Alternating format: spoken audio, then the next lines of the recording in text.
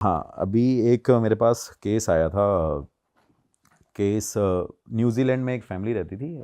Family New Zealand में थी, तो वहाँ पे उन्होंने वही मेल वेल किया, मैसेज वैसेज किया। तो वो बताते हैं कि हमारी फैमिली में हर कोई बीमार रहता है और एक सर्टेन एज के बाद हर किसी की डेथ हो जाती है। मतलब आज तक किसी ने 70 क्रॉस नहीं किया, तो उसके फादर की एज ज़्यादा तो नहीं होती है, वो भी नियर अबाउट 65 66 होते हैं।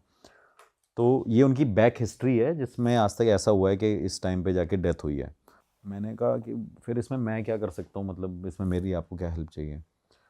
तो उस पूरे फैमिली में, मतलब जो भी उसकी पूरी फैमिली में आज तक रहता है वो बीमार रहता है। मतलब हर कोई बताता है कि सारे मेडिकल कुछ ना कुछ, किसी का कुछ ना कुछ इशू चल रहा होता है। तो मैंने उनसे एग्जांपल पूछा कि आपकी वाइफ के साथ क्या है क्या नहीं है। तो अगर उसका भी मिसकैरेज हुआ, मेरी मदर भी पहले, मेरे खुद के दो भाई ख़त्म हो, मतलब एक दो भाई ख़त्म हो चुके थे, और मेरे ताऊ जी के भी मतलब बच्चों में ऐसी प्रॉब्लम हुई। तो वो पूरे ही फैमिली मतलब बीमार रहती है। अब न्यूजीलैंड में वो रहते हैं, तो मैंने बोला कि अभी आपने यहाँ पे किसी को दिखाया है कि नहीं दिखाया। तो उन्होंने बोला कि हमने कनेक्ट करने की कोशिश काफ़ी जगह करी है, लेकिन हमें अभी तक कोई एक आंसर नहीं मिल रहा कि एक्चुअली है क्या।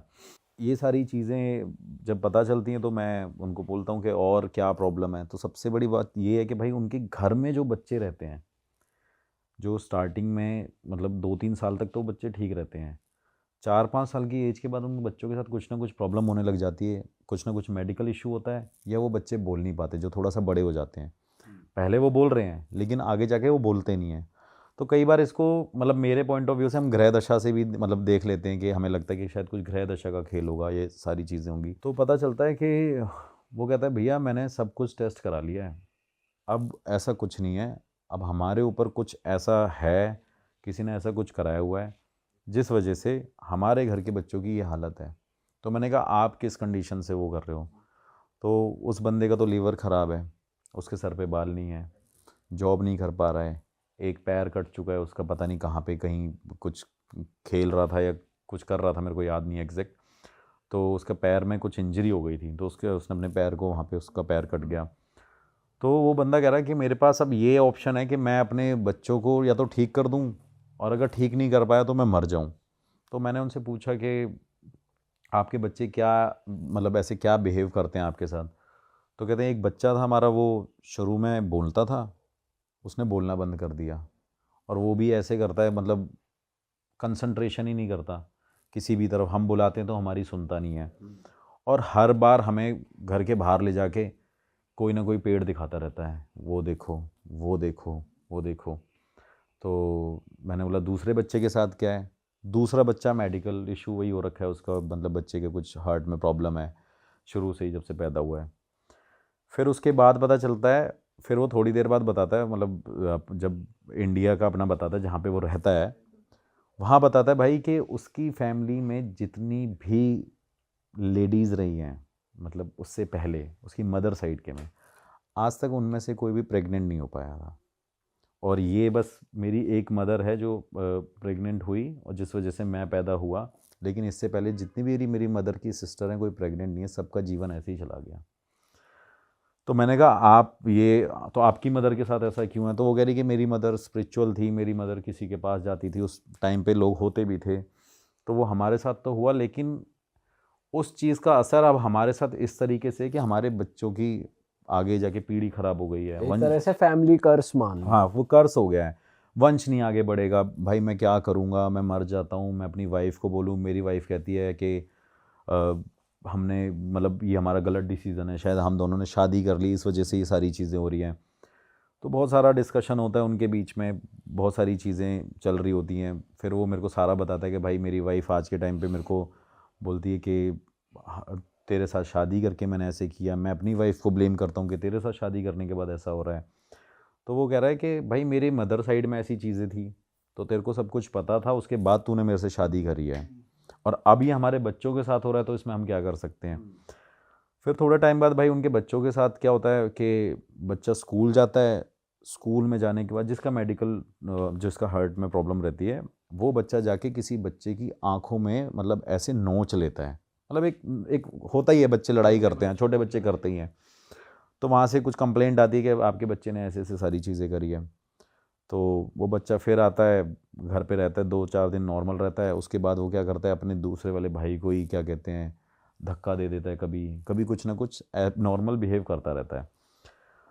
उसके बाद क्या होता है कि एक दिन स्कूल में फिर वही बच्चा क्या करता है, एक बच्ची को मतलब वो अपना ऐसे कहीं सी डेस्क पे खड़ी होती है और उस लड़की को, छोटी बच्ची ही होती है, वो ज़्यादा एज नहीं होती, उसको भी धक्का दे देता है। अब उसके स्कूल से कंप्लेंट आती है कि भाई आप इसका टेस्ट कराओ, इसको साइकेट्रिस्ट के पास ले जाओ, ये ऐसे बिहेव करता है। तो कहता है भाई मैं इसको लेके गया अपने बच्चे को, मेरा बच्चा नॉर्मल था, सारे टेस्ट कराए मैंने, ऐसा कोई मेडिकल टेस्ट नहीं था जो मैंने नहीं कराया हो। तो उसने बोला कि भाई अब ये सब कुछ तो हो गया, यहाँ तक सारी बातें ठीक थी। थोड़े दिन बाद उसी बच्चे ने अपनी मदर के, मतलब उसकी एज नहीं है कि वो बच्चा ये सब कर सके, उस बच्चे ने अपनी मदर के सोते सोते हुए बाल काट लिए सीज़र से। वो कुछ खेल रहा होगा, कुछ क्राफ्ट और ये वो कुछ ड्राइंग व्राइंग बना रहा होगा, और उसने उसके मदर के अपने हेयर कट कर दिए। उनको लगा कि अब कुछ ऐसी चीज़ है जो शायद नॉर्मल नहीं है, कुछ नेगेटिव चीज़ है, नेगेटिविटी है, कोई एंटिटी है, किसी ने कुछ कराया है। तो ये सारी चीज़ें चलती रही। फिर उसने बताया कि भाई मैंने अपने बच्चे को बहुत जगह दिखाया, मतलब न्यूजीलैंड में भी दिखाया और दूसरी कंट्री में भी दिखाया, इंडिया में भी दिखाया, लेकिन सॉल्यूशन, मतलब अभी तक हम सॉल्यूशन की तरफ नहीं पहुँचे। कईयों ने बताया कि इस बच्चे के ऊपर कोई प्रेत आत्मा है जिस वजह से ये ऐसा बिहेव करता है, आपकी फैमिली पे कर्स लगा हुआ है कि ये ऐसे बिहेव करता है। तो उसने सारे, मतलब अपने सारे हथकंडे अपना लिए। फिर वो लास्ट में कहता है कि यार भाई मैंने, हमारे पॉडकास्ट की बात है, उसने बोला कि भाई रियल हिट पे आपका पॉडकास्ट देखा था, सोचा आपसे कनेक्ट करूं। तो मैंने कहा भाई आपको बच्चे को इंडिया लेके आना पड़ेगा, या बच्चे की क्या कहते हैं सारी मतलब फ़ोटोज़ दे दो, डिटेल्स दे दो, जो मुझे यहाँ से पता चल सकता है वो मैं देख सकता हूँ। फिर उसकी कुंडली भी मंगाई, वो सारी चीज़ें करी। वो भाई बच्चा मतलब नॉर्मल था, मतलब उसके ग्रह दशा में भी ऐसे देख के कुछ नहीं पता चल रहा था। फिर उस बच्चे को हमने बोला कि मतलब बच्चे को बोला कि अपनी आँखें ऐसे बेटा खोल के रखना और ये सारी चीज़ें। तो मैं गुरुजी के पास गया हुआ था, तो गुरुजी के पास गया, गुरुजी ने बोला कि यार इसके ऊपर तो कुछ कराया हुआ है, और वो भी अब से नहीं कराया हुआ, इसकी पूरी पीढ़ी दर पीढ़ी कराया हुआ है। तो वो जो कर्स लगा हुआ था वो पता चला। तो मैंने गुरुजी से पूछा, गुरुजी ये तो सारी चीज़ें ठीक हैं, लेकिन कर्स क्या है? अब कर्स भाई वैसे तो सुनने में नॉर्मल लगता है, लेकिन उन्होंने ये बताया कि इसके पेरेंट्स ने, मतलब पिछले जन्म में, और इसके एंसिस्टर ने इस जन्म में भी इतने बुरे कर्म करें जिस वजह से ये कर्स इनके पास लगा कि इसके घर में सारी, मतलब जो इस लड़के की मदर की सारी सिस्टर्स हैं वो प्रेग्नेंट नहीं हो पाई। तो वो कर्स है कि उन्होंने कई पुजारियों को, मतलब लिटरली पहले के टाइम पे, मतलब घर में मारा पीटा और बांध के रखा, और उनके ऊपर कुछ ना कुछ ऐसी हरकतें करी हैं। ये एक केस सेम मेरे पास ऐसा पहले भी आया हुआ है, मेरे नोन में ये केस। तो उन्होंने बोला, मैंने बोला कि करा क्या है, एग्जैक्ट बताओ गुरुजी कि किया क्या है। तो उन्होंने बोला कि इन्होंने किसी ब्राह्मण के घर पे जाके उनको मारा पीटा और सब कुछ किया। तो उन्होंने इनको कर्ज कर दिया कि आज तूने मेरी पूरी पीढ़ी ख़त्म करने में लगा हुआ है। मतलब होता ही है कि बंदा अंदर से बोलता है कि भाई हमारे पूरे परिवार को मारेगा क्या, ये वो। तो उसकी फैमिली में किसी ने उस टाइम पे उनको मारा होगा, तो उन्होंने उसको कर्ज दिया कि तेरे घर में जा कोई खुश नहीं रहेगा, सुखी नहीं रहेगा, ये सारी चीज़ें होंगी। तो गुरुजी ने बोला मुझे ये लग रहा है, अब इनसे पूछो कि इनकी बैक हिस्ट्री इनको कुछ पता है।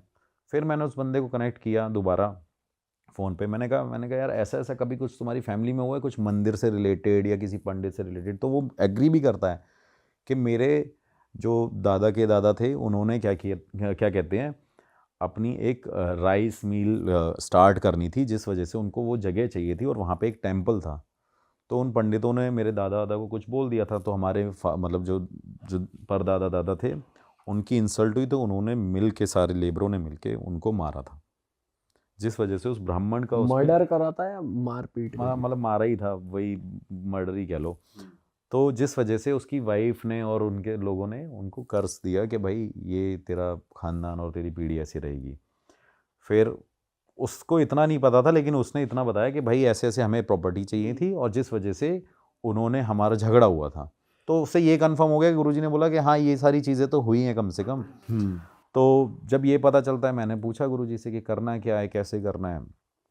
तो उन्होंने यही बोला कि इस बच्चे को ऐसे ही रहना पड़ेगा कुछ कई सालों तक और। तो मैंने कहा गुरुजी अब ये जो बाप है इस बच्चे का ये भी मर जाएगा, बीवी भी मर जाएगी, करेंगे क्या? तो उन्होंने बोला कि फिर इनको इंडिया आना पड़ेगा, और ये इंडिया आएंगे तो मैं देख के कंफर्म नहीं कहता कि मैं इनकी हेल्प कर पाऊँगा। अब वो इसका रीज़न क्या होता है भाई कि एक तो कर्ज मिला है, दूसरी बात ये है कि ब्राह्मण ब्राह्मण वाली बात फीलिंग भी आ गई होगी, दूसरी बात ये भी है, एक तीसरी बात सॉरी ये भी है कि उनको ये लगा कि अगर जब इनको ये सारी चीज़ें पता थी तो इन्होंने उस टाइम पे कोई ऐसे स्टेप क्यों नहीं लिए जिससे उनको शायद इन चीज़ों से रिलीफ मिलता। तो मैंने कहा गुरुजी बच्चों की क्या गलती है, आप देख लेना। कह रहे बच्चों को तो मैं ठीक कर दूंगा, लेकिन इनके पेरेंट्स जो है मैं इनको ठीक नहीं कर पाऊंगा। तो मैंने कहा ऐसा क्यों? कह रहे कि इनको पता होते हुए इन्होंने अपने आप को मतलब गैर जिम्मेदार समझा इन चीज़ों से कि भाई हमारे उन्होंने क्या किया, या इसके फादर ने भी किया। तो उसके फादर की भी तबीयत हेल्थ ख़राब रहती थी, उसकी मदर की भी रहती थी। थोड़े टाइम तक उस बच्चे को बुलाया, उसके फादर आया, उसकी मदर आई, और वो बच्चा सारे लोग इंडिया आ गए। इंडिया आने के बाद यहीं उनको मैं लेके गया। लेके जाने के बाद बच्चे को दिखाया तो गुरुजी ने मतलब जेन्युइनली बता रहा हूँ भाई, कोई पूजा पाठ कुछ नहीं किया। 15-20 मिनट उस बच्चे का हाथ पकड़ के बैठे रहे, कुछ ना कुछ मंत्र पढ़े, ये सारी चीज़ें करी। फिर उसको ये बोला कि इसको कुछ उपाय करने पड़ेंगे, वो उपाय इससे कराते रहना कम से कम 6 महीने तक। अच्छा, मान के चलो। और कोई ऐसे भारी उपाय भी नहीं थे, मतलब हल्की फुल्की चीज़ें कि नदी के पास ये करना, इसके सर से ये घुमाना और वैसे से घुमा के डालते रहना। तो वो सारे उपाय करने के लिए मैंने उनको बोला भाई कि आप उपाय करा लो। अब उसकी जो वाइफ थी, इनिशियली तो उसने बहुत इंटरेस्ट दिखाया कि मेरा बच्चा ठीक होगा, या गुरुजी ने देख लिया है, अब गुरुजी ने उपाय बता दिए हैं। तो होता है ना, किसी को बंदे को रिजल्ट चाहिए होता है, इंस्टेंट रिजल्ट मिल जाए। तो उन्होंने इस चीज़ को, उसके हस्बैंड ने तो सीरियस लिया, लेकिन उस बंदे ने सीरियस नहीं लिया कि सॉरी, उस बंदे ने सीरियस ले लिया, उसके हस्बैंड ने, उस वाइफ ने सीरियस नहीं लिया। तो उसकी मदर ने जब उसको बोला कि क्या कहते हैं अपने बच्चे को कि भाई मैं इसको ऐसे पागल नहीं बना सकती, इसकी एजुकेशन वेस्ट हो जाएगी, ये कौन से लोगों के बीच में तुम पढ़ रहे हो। तो ये चीज़ उसने बोल दी, और ये बोलने के बाद वो अपना दोबारा अपना कहीं गए अपने स्टेट में जहाँ पे वो रहते थे। वहाँ रहने के बाद उसके हस्बैंड ने मेरे को बोला कि उपाय क्या क्या है। मैंने कहा अब ये अभी 1 महीने के लिए उपाय ये करना, फिर कुछ होगा तो मैं आपको बता दूंगा। भाई उसकी वाइफ मानी नहीं, वो कह रही बताया तो चलो सारी चीज़ ठीक है, लेकिन ऐसा थोड़ी होता है कि नदी के पास जाके ये करना चाहिए और वहाँ पे जाके ये करना चाहिए, एक पत्थर के नीचे ये कपड़ा दबा देना, ये वो। अब उसने जब मेरे से ये बात बोली तो मेरे को भी बड़ा मतलब बुरा लगा कि यार मेरे लिए मेरे गुरुजी की डिसरिस्पेक्ट करना भाई। तो मैंने कहा अगर फेथ रख रहे हो तो भाई पूरा रखो, नहीं रखना मत रखो भाई, सही बात। कहीं और जाओ। उसने इतनी चीज़ बोली नहीं, उसके बच्चे, उस बंदे ने मुझे ये बात बताई 2 दिन बाद। उस बंदे का मेरे पास फिर से फ़ोन आ गया कि भाई उसने मेरे को बोला कि मैं आपसे कनेक्ट करता हूँ, मैं थोड़ा सा यहाँ पे सेटल हो जाऊँ, मैं अपने घर पे आया हुआ हूँ। 2 दिन तक उस बंदे ने जब मेरे को ये बात बोली, 2 दिन बाद क्या हुआ, उसी बच्चे ने भाई अपनी मदर को ही धक्का दे दिया स्टेयर से ही। अरे पतली सी थी, कोई ज़्यादा उस हेल्दी नहीं, उसने अपनी मदर को ही धक्का दे दिया। जब अपनी मदर को धक्का दिया, उसकी मम्मी की टांगें टूट गई। और जब उसके साथ कुछ ना कुछ हुआ तो उसके हस्बैंड का फ़ोन आया उस लेडी के कि सागर सर ऐसी ऐसी बात है, अब इसने अपनी मदर को ही धक्का दे दिया स्टेयर से। तो मैंने कहा ये ऐसे ही बिहेव करता रहेगा, इसके ऊपर ये आपका वो दोष तो लगा ही लगा है, लेकिन इसके साथ कोई ऐसी एंटिटी भी है, इसके साथ कुछ किया भी है कि ये तभी ठीक होगा जब आपसे ये सारी चीज़ें करोगे। तो उन्होंने बोला पूजा करा दो, कोई जो इंस्टेंट कुछ मिल जाए। तो मैंने बोला कि मैंने कहा अगर बच्चा पूजा में बैठ सकता है या उसके हाथ में उसको जो बोलने के लिए बोलें, तो वो नहीं कर सकता ना। वो चीज़ें तभी हो सकती हैं जब वो पूरा एलिजिबल हो उस चीज़ को करने के लिए। तो उसके बाद क्या होता है भाई कि वो बंदा मेरे को फ़ोन करता है उपाय करने के लिए, और मैं उसको बोलता हूँ भाई तू इस पे लग जा। जब वो उपाय करने लग जाता है, उस बंदे के साथ क्या होता है कि वो बंदा फिर से बीमार हो जाता है, वो फिर हॉस्पिटल पहुंच जाता है, उसके वो ब्रेक हो जाते हैं। लेकिन उस उपाय का एक रूल था कि भाई उससे ब्रेक मत करना, रेगुलर बेस पे करना। वो बंदा खुद बीमार हो जाता है। अब वो फ़ोन उसकी मतलब फैमिली में से फिर फ़ोन आता है उसके घर से कि ऐसी ऐसी बात हो गई। मैं फ़ोन करके पूछता रहता था कि क्या चल रहा है क्या नहीं चल रहा।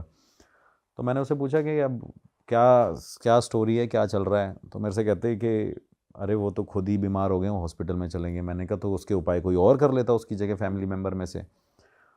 उसने वो उपाय करे नहीं। मैंने बोला कि चलो देखते हैं। इसी बीच में मैं ऐसे ही जाता ही रहता हूँ अपनी लोअर बैक के लिए और अपने आप को दिखाने गुरुजी के पास।